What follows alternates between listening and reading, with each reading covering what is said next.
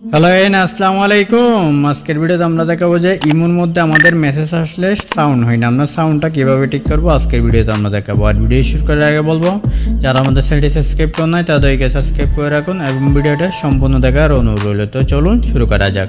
তো আমরা চলে যাবো ইমোর মধ্যে, এখানে টাইপ করব। এখানে টাইপ করার পর এখান থেকে আমাদের ইমোটা ওপেন হয়ে গেছে। এখান থেকে যদি আমরা কারোর সাথে মেসেজ করি তাহলে আমাদের মেসেজ আসলে কি হয় না, সাউন্ড হয় না। তো আমরা কিভাবে এই সাউন্ডটা ঠিক করব? তো ঠিক করার জন্য আমরা কি করব, এখান থেকে আমরা ব্যাকে ট্যাপ করব। ব্যাকে ট্যাপ করার পর আমরা এখান থেকে প্রোফাইলের উপর ট্যাপ করে দিব।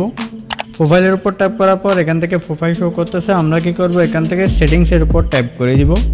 সেটিংসের উপর ট্যাপ করার পর এখান থেকে অনেকগুলো সেটিং শো করতেছে, এখান থেকে কি করব, আমরা নোটিফিকেশন বাটনের মধ্যে ট্যাপ করে দিব। এখানে ট্যাপ করার পর এখানে অনেকগুলো সেটিং চলে আসছে। এখান থেকে আমরা এই মেসেজের রিংটোন ঠিক করার জন্য আমরা কি করব, এখানে ট্যাপ করে দিব।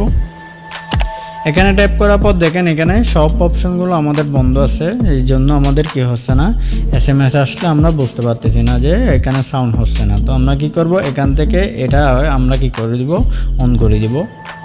এটা অন করার পর এখান থেকে আমরা সাউন্ডের উপর ভাইব্রেশনের উপরও ট্যাপ করে দিব। ভাইব্রেশনের উপর ট্যাপ করার পর এখান থেকে আমরা সাউন্ডের উপর ট্যাপ করে দিব। সাউন্ডের এখানে দেখেন নো সাউন্ড লিখে আছে, আমরা কি করব, এখানে ডিফল্ট আকারে দিয়ে দেব। যদি আপনার চয়েস থাকে ইচ্ছে মতো মেমোরি থেকে সাউন্ড দিতে মন চাইলে তাহলে আপনি কি করবেন, এখানে সিলেক্ট অডিও ফাইল এখানে ট্যাপ করে দিবেন। এখান থেকে করার পর আপনি চাইলে এখান থেকে এই স্ক্রিন লকের মধ্যে এটা বন্ধ করে দিতে পারেন। এটা আমাদের অন আছে, এটা থাকবে। তো এভাবে কি করতে পারেন, আপনার মেসেজের মধ্যে টুন না আসলে এভাবে টুনটা ঠিক করতে পারেন। তো আজকের ভিডিও পর্যন্ত। ভিডিও ভালো লাগলে অবশ্যই চ্যানেলটি সাবস্ক্রাইব করবেন। ধন্যবাদ।